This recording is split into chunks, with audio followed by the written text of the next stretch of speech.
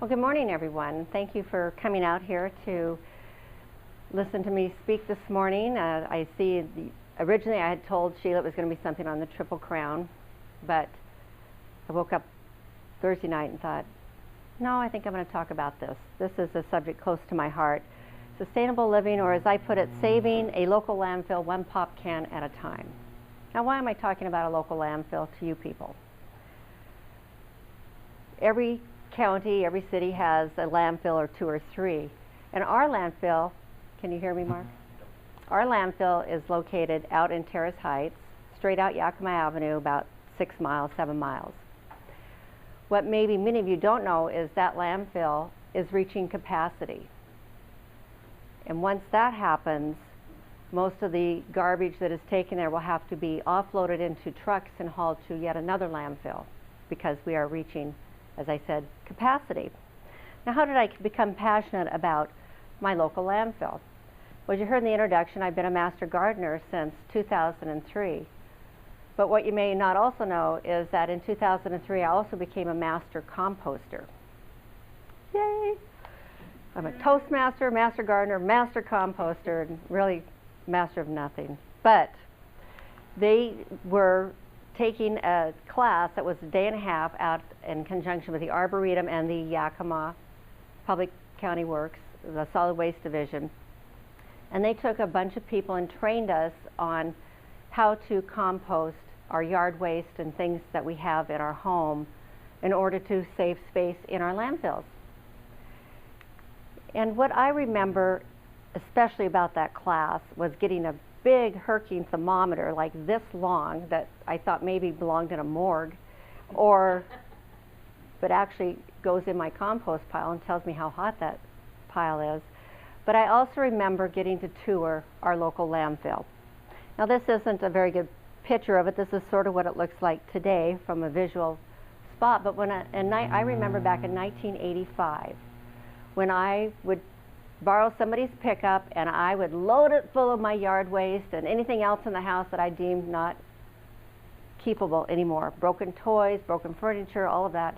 I'd head out to the landfill. When I get out there with the boys, they were just so excited, and I would look up and there would be this huge, huge, huge hill way above us, and at the very top of it were these big D9 caterpillars, and they'd be moving earth all around, moving garbage, and I thought, wow, that is just so amazing. But the really amazing part was in 2003 when I toured the landfill, I was on top of that hill. That's how much garbage and debris and waste had rolled into that landfill from 1985 to 2003. I now was on top of what used to be that big mountain up there. So what is happening, as I said, the landfill is getting full. Now, these statistics I'm going to talk to you about are from 2010. It's 440 acres. That's a lot of land to fill up with garbage. It is receiving 720 tons of garbage a day. And by garbage, that could be your household waste, your papers that could be recycled. It could be the dead dog from down the road that the guy picked up. It could be refrigerators. Anything that people think they don't need, they throw in there, and it goes in the garbage. 720 tons a day. 30% of what goes in our garbage here in Yakima is yard clippings, yard waste. Lawn mowings, tree trimmings, shrub trimmings, all that stuff. That's 30% yard waste that could be composted. 50% of what is in our garbage out there could be recycled. Cans, newspapers, compostable organics could be recycled into the earth to benefit our soils.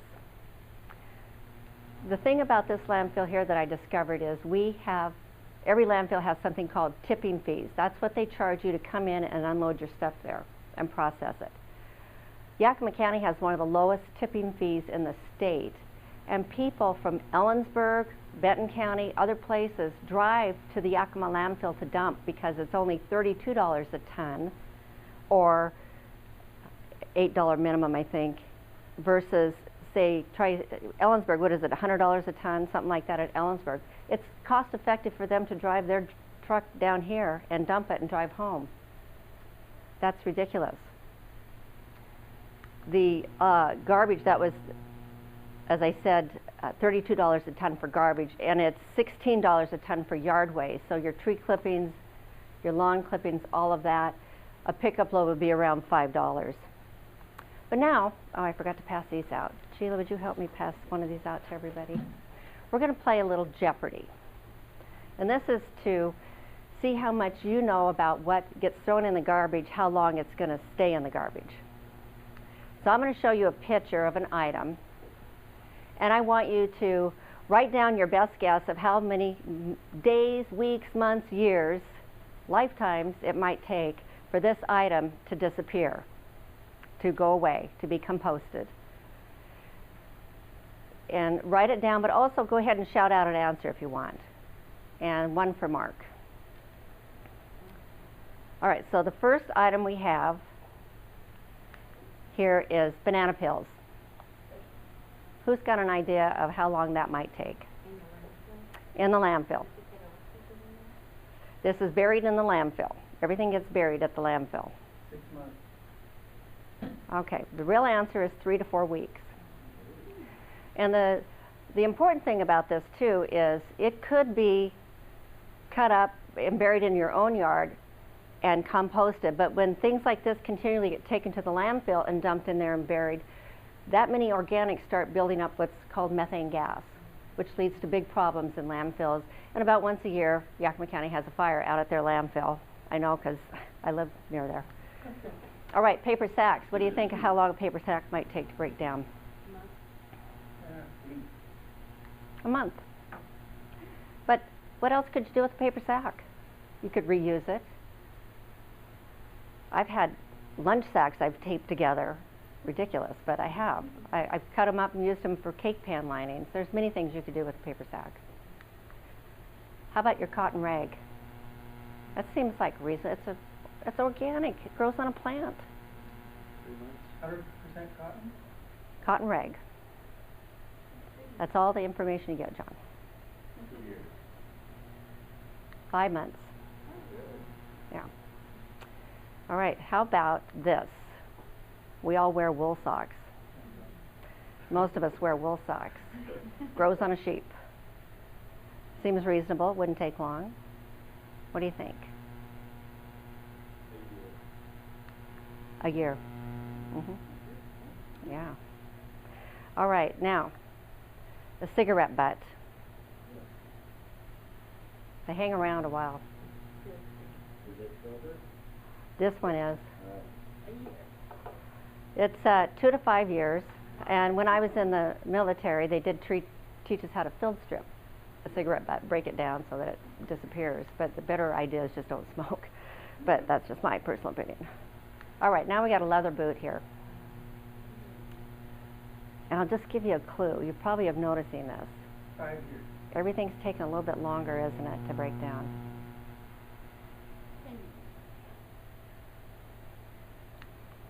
How about 40 to 50 years? Yeah. And you know, sometimes we just don't want those leather boots anymore, and we don't think anybody else would want them, but as we know, everybody's trash is someone else's treasure. But you could turn them into a cute yard art. Fill them with soil and put succulents in them. Take them, give them to Goodwill. Somebody might need those boots. How about those boots that have rubber soles?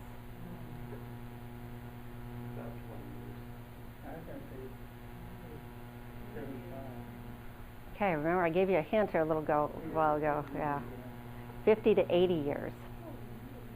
Yeah. So sometimes maybe they're not that good looking, but they still function, and maybe we don't need a new pair of rubber boots right away. Just saying. How about your tin can, your soup can, your tin fish can, your baked bean cans? Tin or steel? 100 years. Tin can here, steel. 100 years? Okay, we're getting close there, 80 to 100 years. Now these things I've talked about, like this tin can, can be recycled. Now here's an interesting one. I messed this slide up so it's not playing as like I want. How about your aluminum pop can? I'm giving you the answer. 200 to 500 years. Whoa. But wait. This is one of the most easily recycled product there is. You put this in your recycle, get it recycled, and in 3 weeks it can be back on your grocer's shelf. It is that easily recycled. But you throw it away, it's going to be there up to 500 years. Okay, how about that plastic jug? 1,000 to 1,000,000 years. It's plastic. But here's some ideas. Cut the top off of that. Right along there, cut it off, and you've got a scoop for your cat food or your dog food or your cat litter, your garden soil, potting soil, something like that. My husband and I wash them out. We put water in them and put them in the freezer. Now we have ice block for when we go on a picnic or we out shopping on a hot day. We take our ice chest. We've got that ready to go. We put it back in the freezer when we get home. Perpetual source of ice. Yeah. Plastic sack. Now, we've all seen stories about the dreads in the ocean and what it's doing to our sea mammals and critters living down there, and it's just a blight if you drive anywhere, see them hanging on fences and stuff like that. The sad part about plastic sacks is that they never biodegrade. They do not biodegrade. What they do is photodegrade. They break down, they just get smaller and smaller, but they never really go away. So actually, never really will these plastic sacks go away. So what's an answer to that? Seattle has stopped allowing them. My car is filled with all sorts of sustainable grocery sacks. People are giving them away for free now, different businesses as promotions.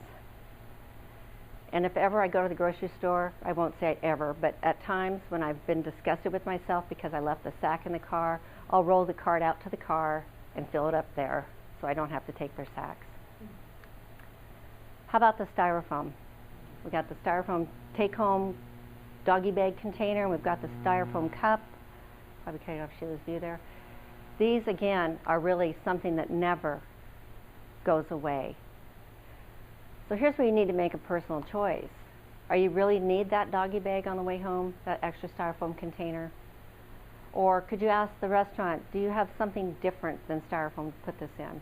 And some places are moving to a corn-based product that actually biodegrades and breaks down. In fact, my husband and I were happy to find biodegradable, compostable cups that are similar to these that we donated to our church's fundraiser for their Indian John Hill, where they do the coffee thing. And we weren't going to support it or help out because we didn't like the waste stream that was going out of there. But when we were able to find these and give them to that, we felt like we were part of the solution then instead of part of the problem. And now your glass bottles. These, not even just bottles, but mayonnaise jars, ketchup bottles, all of those mustard bottles. Unfortunately, Yakima County does not take glass. Other counties do. Kittitas takes glass. I have been known to load a pickup upload to save it, but I had to save it for so many months I couldn't get through my breezeway. Maybe you could join with friends and save glass, and then one load every month up to Kittitas if you're going that way. Or Carmen, we'll just give them to Carmen when she comes down for the meeting, and she can take them there. I have a big garbage can for just a can. Is it only clear glass or green glass or brown glass or any color glass? Yeah, and that's it. I don't know. Well, There's oftentimes non-food glass is not permitted. Yeah, I don't know about that, yeah. So 800 to never. But as I get into this, I have to share with you a story about my frustrations over the years of trying to get my two sons to get on board with Mama's thinking. Hasn't been happening very much, and I follow them around and pick cans out of the garbage and newspapers out of the garbage. I just didn't raise them right, I don't know. But one day, years ago, I was driving with my younger son who was chronically doing this to me, and I heard this horrible story about a dump in India.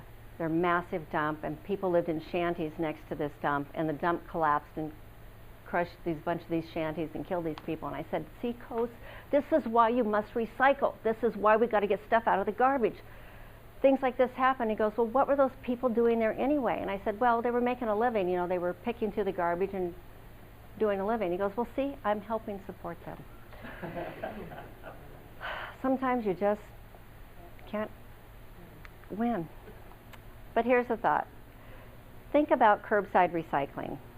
Now, I don't know if it's come to the city of Yakima yet. I know they've talked about it, but they also have a revenue stream off of their garbage collection, so it's a kind of a difficult issue for them. The county has curbside recycling. We've participated in it for years. Yes, we pay a monthly fee, but we know we're helping keep stuff out of the landfill. And everything goes in that. We have a container in the house that our junk mail goes into, under our sink. We have a container in our refrigerator, just like this, that all of our kitchen waste goes into, our coffee, the coffee filters, banana peels, other product peels, vegetables, old lettuce, things like that. And once a day or whenever it gets full, Ray dumps it down in the compost pile or buries it in amongst the roses or whatever to improve that soil. Once a week I empty my newspaper bin into the recycling bin, and every other week we roll it down to the curb and a truck comes by and picks it up and takes it. It's a nice thing that we're doing for the planet, but it's also very easy. It's one big container. We used to have to separate it into 3 containers. This is a nice way to go. I hope that today I've inspired you just a little bit to think about a shift in something in your life that maybe you're doing today that you now realized, oh, I can do something different about that. And if you have any more questions about this sustainable living in regards to recycling and composting and keeping things out of that landfill that don't need to go in there, just talk to me. I'm happy to talk to you. I'm Toastmasters.